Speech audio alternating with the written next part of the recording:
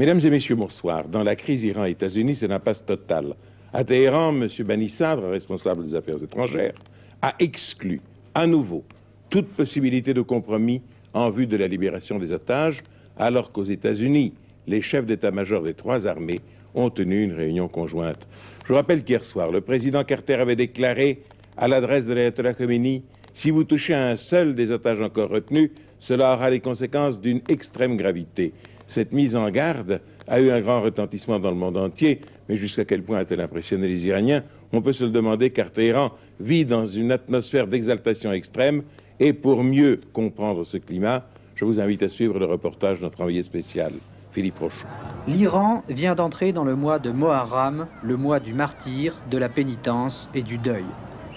C'est le mois le plus important chez les musulmans chiites, puisque leur histoire s'est jouée dans cette période où les califes omeyyades ont tué leurs disciples à la bataille de Kerbela. Depuis ce temps, ils sont les martyrs de l'islam. C'est en martyrs du Shah d'Iran qu'ils défilaient dans les rues l'an passé. C'est en martyrs de l'Amérique qu'ils organisent ces processions cette année. Mais aujourd'hui, l'armée est à leur côté.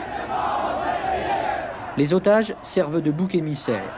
On appelle la foule autour de l'ambassade des États-Unis, on déguise un homme en marine et l'on crie sa haine à Carter et à l'Amérique.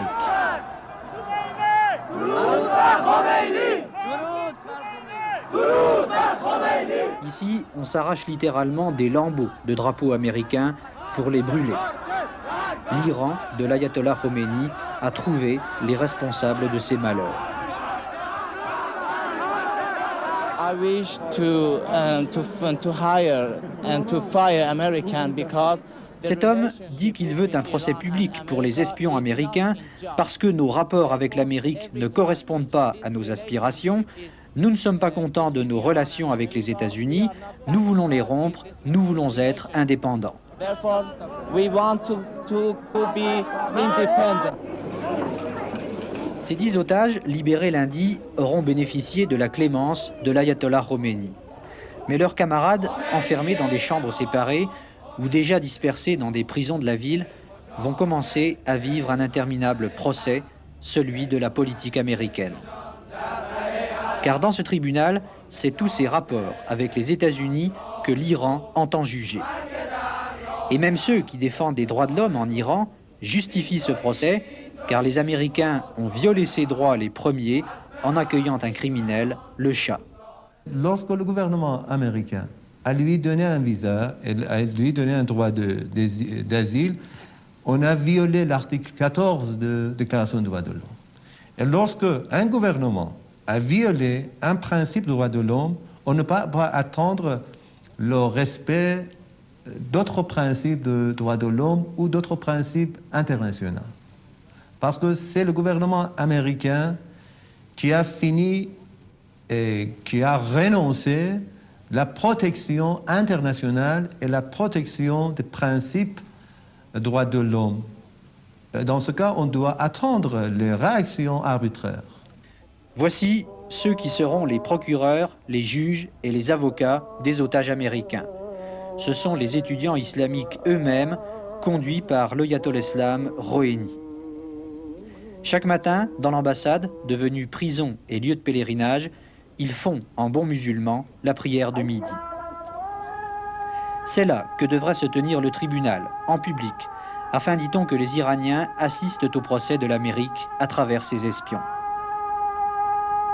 Quelle forme de justice vont-ils leur réserver? L'islam considère l'espionnage comme une forme de crime. Mais la question reste aujourd'hui, jusqu'où les États-Unis laisseront-ils l'Iran aller trop loin dans son procès de l'Amérique? Eh bien, l'Amérique, en tout cas, répond à ce qui la concerne. Une flotte américaine puissante fait route vers le golfe Persique et s'en approche maintenant très vite, groupée autour de 2 porte-avions. L'agence soviétique TASS, selon elle, des éléments héliportés de l'aéronautique américaine seraient déjà en place à Daran, en Arabie Saoudite, c'est-à-dire à moins de 250 km des côtes iraniennes, mais les hommes seraient en civil et passeraient pour des techniciens de la compagnie pétrolière américaine Aramco. Information non confirmée pour l'instant, et je viens de vous la donner d'ailleurs au conditionnel. En tout cas, Moscou a rappelé de rechef au respect des conventions diplomatiques internationales, et le ministre russe des Affaires étrangères, M. Gromyko, a lancé aux deux parties en présence un appel à la retenue. Il n'a pas donné l'impression, au contraire, de vouloir mettre de l'huile sur le feu. Que va décider M. Carter? De Washington, notre correspondant permanent, Jacques Segui.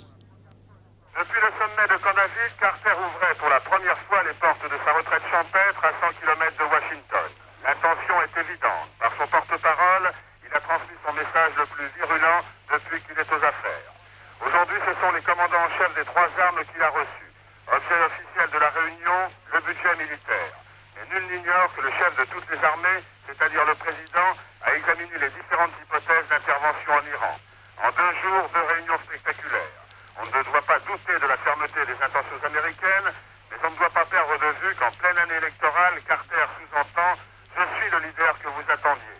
Et les Américains sont ravis. Mais aux dernières nouvelles, et pour la deuxième fois en 48 heures, l'Ayatollah Khomeini lance aux musulmans du monde entier une sorte d'appel à la guerre sainte profondément anti-américain. Alors la solution à apporter à ces difficultés-là, la solution aux divers conflits qui explosent un peu partout dans le monde, est-ce la guerre? C'est là une interrogation fondamentale qui surgit dans l'esprit d'un nombre de plus en plus élevé de nos contemporains. Elle sera posée lundi à 20h35 à l'émission Question de temps. Un grave débat en perspective, avec en direct des invités tels que Michel Poniatowski et Edgar Pisani, tous deux anciens ministres. Pour les interroger, Louis Berriot et Georges Bortoli, et nous vous y présenterons également des reportages tournés par nos correspondants à l'étranger. Lundi donc, à 20h35, cette interrogation angoissante, fondamentale, la solution, la guerre. Il y a 50 ans aujourd'hui que Georges Clemenceau, le père de la victoire de 14-18, s'est éteint à Paris à 88 ans, 10 ans après la signature du traité de Versailles. Pour célébrer l'anniversaire de sa mort, le ministre de la Défense, M. Yvon Bourges, a fleuri sa tombe à Mouchamp en Vendée, sous un cèdre centenaire et dans l'enclos du Colombier. 5 ans après le vote de la loi sur l'interruption volontaire de grossesse, les députés auront à se prononcer lundi et mardi sur un texte du gouvernement proposant la reconduction de la loi Veil. Le projet, s'il est adopté, donnera un caractère permanent à la loi de janvier 1975, appliquée jusqu'ici, vous le savez, à titre transitoire. Au Parlement, le débat sera aussi passionné sans doute qu'à l'époque, et sur le fond, les arguments échangés ne devraient pas être très différents. L'Église, elle, n'a jamais varié. L'interruption volontaire de grossesse demeure pour elle un acte de mort, seul sans doute à ne pas camper sur ses positions antérieures, l'ordre des médecins qui montre une plus grande ouverture qu'il y a 5 ans. M. Giscard d'Estaing, dans une interview aujourd'hui à notre confrère Lacroix, rappelle les récentes mesures prises en faveur de la famille. Il rend public par ailleurs une autre décision qui est à l'étude, à savoir l'établissement d'un avantage fiscal permanent pour les foyers ayant élevé au moins 3 enfants. Puis le chef de l'État parle dans cette interview également de l'interruption volontaire de grossesse. Le président prend clairement position pour le maintien de la loi Veil. Il ne s'agit pas, dit-il, de choisir entre la vie et la mort, mais de faire face à d'authentiques situations de détresse. Quant aux passions, elles sont toujours aussi vives. Le 6 octobre, on a vu la marche des femmes à Paris, organisée par divers mouvements féministes, puis, à titre de réponse, une manifestation contre l'avortement le 17 novembre, et cet après-midi, à Paris, très grande marche en faveur de l'avortement. Ils étaient plusieurs milliers cet après-midi à défiler de la Bastille à l'Assemblée nationale pour manifester en faveur de l'avortement libre et gratuit. 80 000 personnes selon les organisateurs, 15 000 environ, chiffre provisoire, selon la préfecture de police. Mais pour la première fois dans l'histoire des défilés pour l'avortement, les hommes sont présents. Hommes et femmes sont réunis au coude à coude dans un même combat, scandant les mêmes slogans. Ce n'est ni au gouvernement ni à l'Assemblée, mais aux femmes de décider. 22 associations, des sections syndicales, plusieurs partis de gauche ont répondu à l'appel des collectifs unitaires, avortement, contraception. Quelques incidents rue de Rivoli où des autonomes sont interpellés par la police. Mais vers 18 h, les manifestants se dispersent dans le calme, sans accrochage avec le service d'ordre.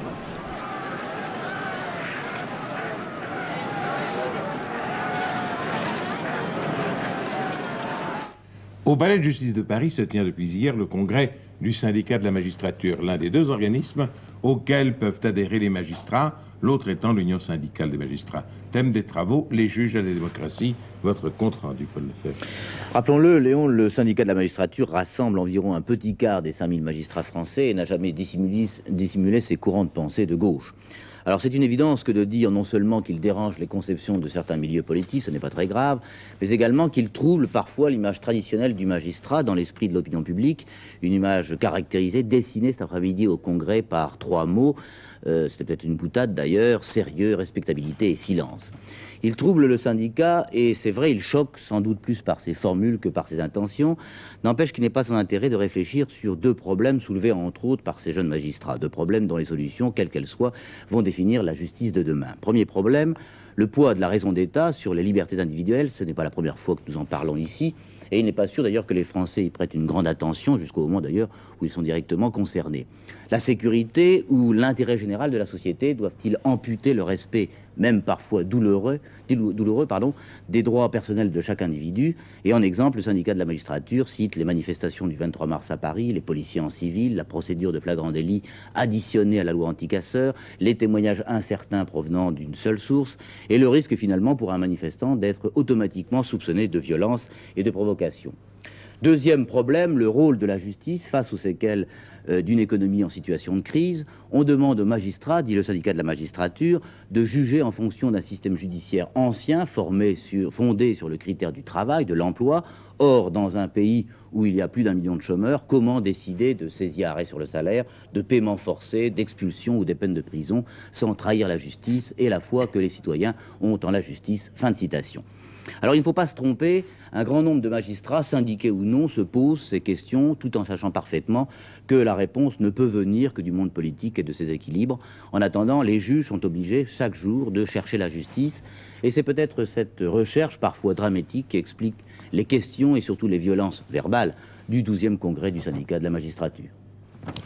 1600 délégués de la CFTC sont réunis à Strasbourg pour le 40e congrès de leur syndicat.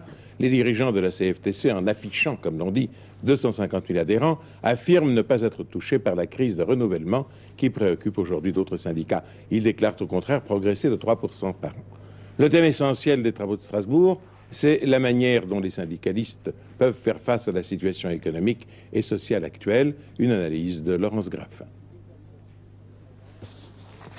Depuis des années, on a eu notre action syndicale dans le cadre d'une expansion importante. Cette expansion est cassée aujourd'hui et ça pose vraiment toute une série de défis à l'action syndicale en ce qui concerne l'emploi et le chômage, la politique contractuelle également, puisque la croissance est en grande partie tarie, la sauvegarde et peut-être même la survie de nos régimes de protection sociale qui sont si importants pour les travailleurs. En face de ces défis, qu'est-ce que vous proposez? Nous disons qu'il y a un certain nombre de réponses techniques que le Congrès devra bien sûr préciser, mais il y a également toute une attitude syndicale. Il faut arriver à recréer les conditions d'un véritable dialogue social dans ce pays. Et ça veut dire que les employeurs, comme les pouvoirs publics, doivent se mettre à table, effectivement, et prendre les salariés et les syndicats comme des interlocuteurs véritables.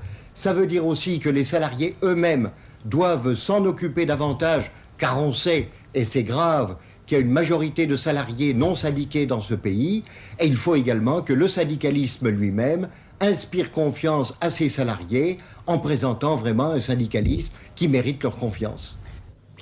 L'histoire du sport a connu de très grands champions professionnels gagnant énormément d'argent. Certaines vedettes de la boxe, certaines vedettes du golf atteignaient ou atteignent peut-être encore des sommes très élevées.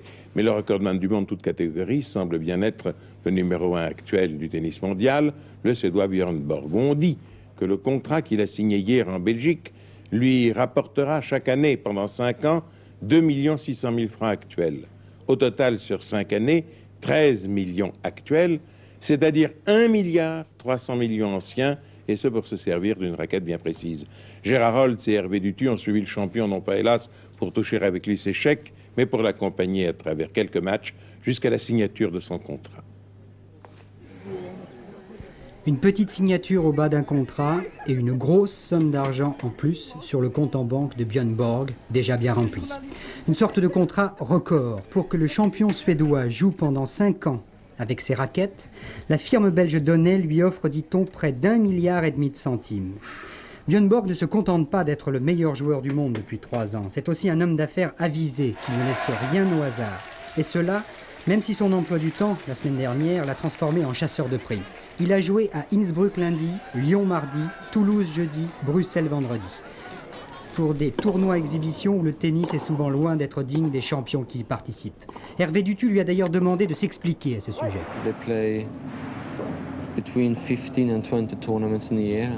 Les meilleurs tennisman mondiaux jouent entre 15 et 20 tournois par an. Moi, je fais des exhibitions pendant 4 semaines et je pense que c'est pas trop. Que pensez-vous de Yannick Noah en tant que joueur et le voyez-vous dans les meilleurs très bientôt? Cette année particulièrement, il a très bien joué. Il a d'ailleurs gagné quelques tournois. Il a beaucoup de possibilités pour devenir un grand joueur. Je pense que l'année prochaine, il sera bien dans les grands tournois. Björn Borg, tout a été dit sur le joueur de tennis que vous êtes, mais en dehors du court, vous restez toujours très secret. Je pense que c'est important d'avoir une vie privée. Tout le monde a envie de partager une vie privée avec une personne dans le monde. C'est pourquoi je préfère ne pas en parler d'ailleurs. Je garde tout ça pour moi.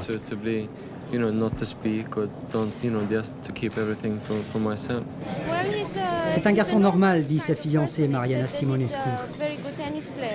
C'est surtout un tennisman exceptionnel. Sa plus grande qualité, c'est sa concentration. Quand il est sur un court, moi-même je ne comprends même pas à quoi il pense.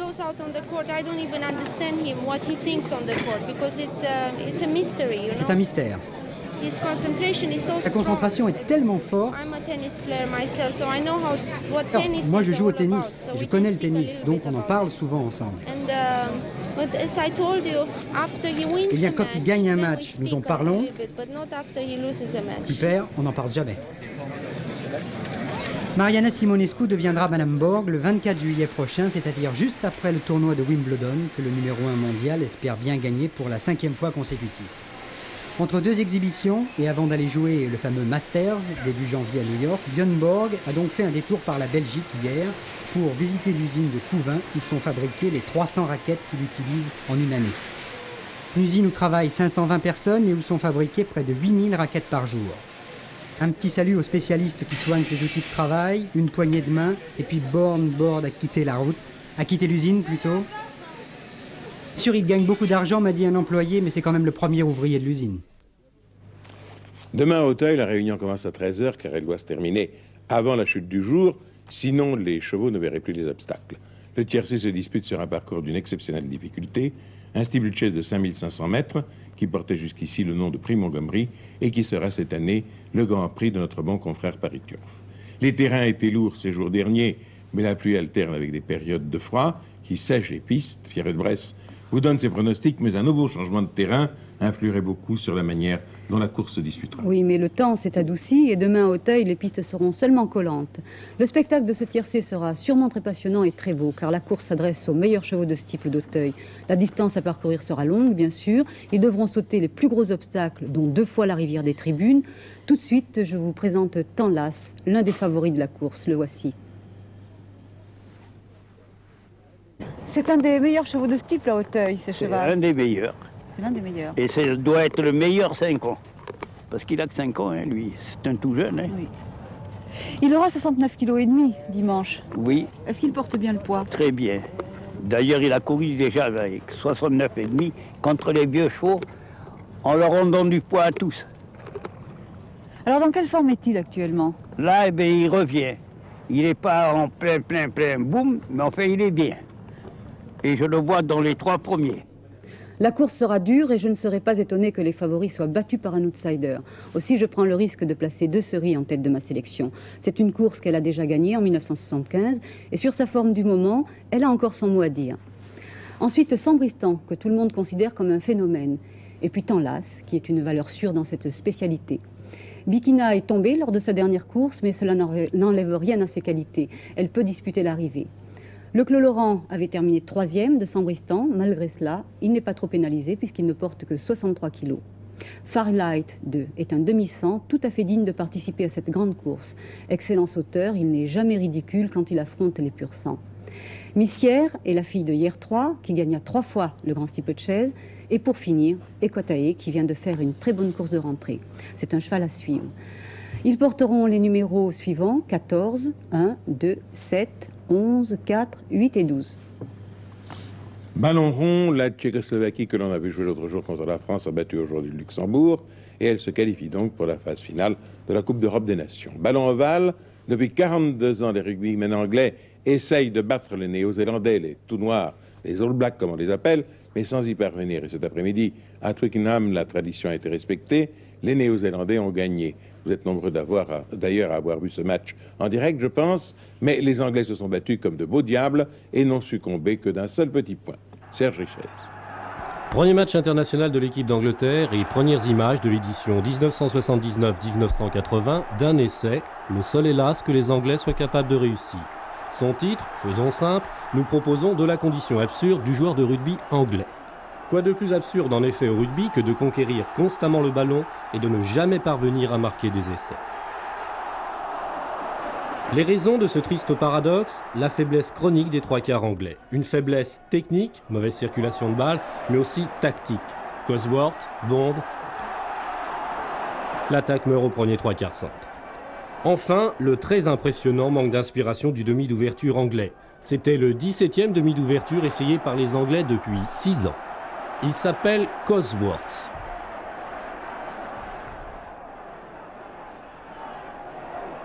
Le voilà en action.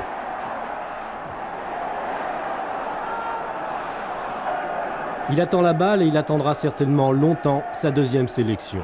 Alors, bien sûr, dans ces conditions, le seul essai ne pouvait être marqué que par les All Blacks. Fleming sur un coup de pied à suivre de Loveridge. Score final, Nouvelle-Zélande 10, Angleterre 9, rugby d'attaque 0.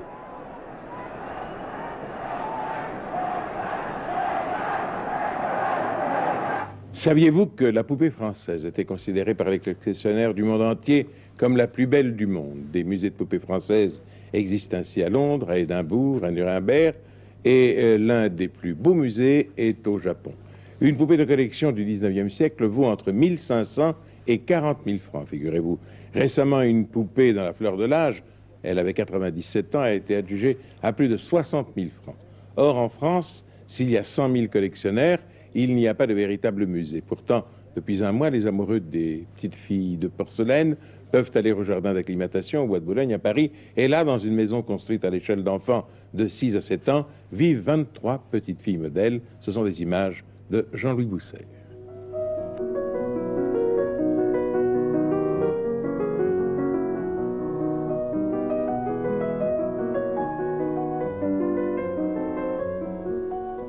Un univers de rêve, la reconstitution d'une maison ouatée, satinée, au début de notre siècle.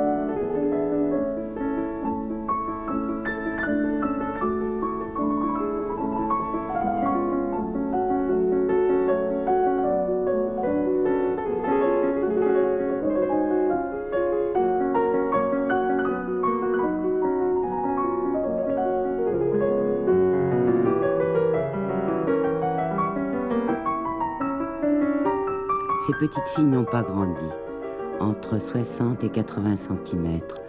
Pourtant, la Benjamine va sur ses 55 ans, l'aînée a plus de 100 ans.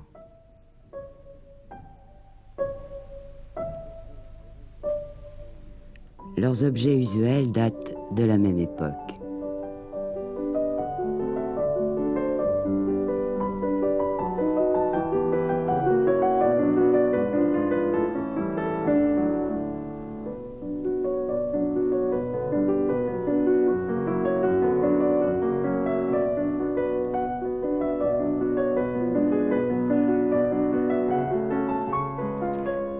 serait bon de ne jamais sortir du monde de l'enfance.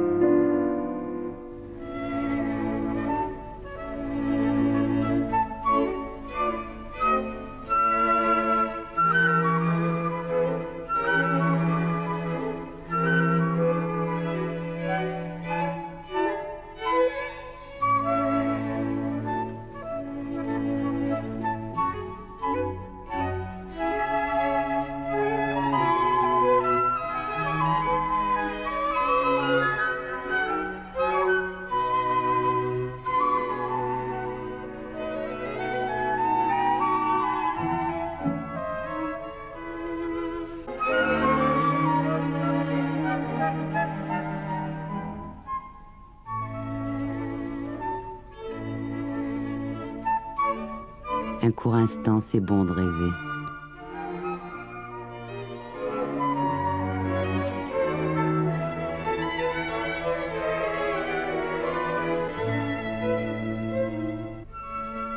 Ce qui m'a le plus impressionné, c'est leurs yeux. Le temps dimanche est bien sûr la région méditerranéenne éclaircie avec nuages passagers. Sur le Massif central, les Alpes, le Jura, la matinée sera très brumeuse, avec de la neige à basse altitude et de petites pluies verglaçantes. Éclaircies locales l'après-midi. Ailleurs, le temps sera très brumeux, avec de nombreux brouillards matinaux, parfois givrants, dans le centre et le sud-ouest. En soirée, petites pluies sur les côtes de Bretagne Nord. Notre édition est terminée. Vous avez rendez-vous vers 23h30 avec Pierre Alain. Il vous donnera les dernières informations de la journée. Et demain, si tel est votre choix, nous avons 2 rendez-vous, à 12h45 pour Antenne de Midi, et le soir, ici même, à 20h. Bonsoir, merci.